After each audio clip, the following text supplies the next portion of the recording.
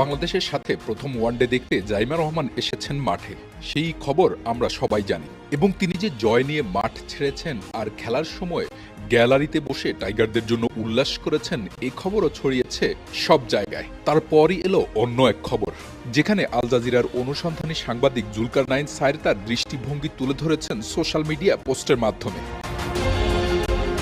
তিনি তার সোশ্যাল মিডিয়ায় লম্বা এক বক্তব্য প্রকাশ করেন।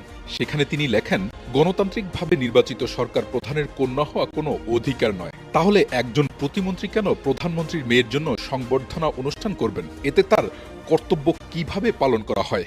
একদিকে আমরা প্রধানমন্ত্রীর সরল দৃষ্টিভঙ্গি দেখতে পাই, অন্যদিকে তার মেয়ে রাজকীয় আচরণ পায়।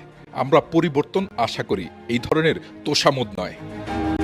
তিনি আরও বলেন, জাইমা রহমান যুক্তরাজ্যে বেড়ে উঠেছেন, তার জানা উচিত যে ব্রিটিশ সংবাদ মাধ্যম কিভাবে এ ধরনের সুযোগ সুবিধা গ্রহণের জন্য তার সমালোচনা করবে। শুধু দেখুন ব্রিটিশ নেতাদের সন্তানদের নিয়ে কত কম সংবাদ প্রকাশ হয়। বাংলাদেশেও তার একই ধরনের ট্রিটমেন্টের জন্য প্রস্তুত থাকা উচিত। বিএনপি সরকার যখন সংবাদপত্রের স্বাধীনতার পক্ষে দাবি করছে, তখন আমি আশা করি বাংলাদেশি সাংবাদিকরা বিষয়টি লক্ষ্য করবেন এবং সেই অনুযায়ী কাজ করবেন। আপনি প্রধানমন্ত্রী বা রাষ্ট্রপতির পুত্র বা কন্যা হতে পারেন, কিন্তু এতে রাজকীয় আচরণের অধিকার নেই। কেবল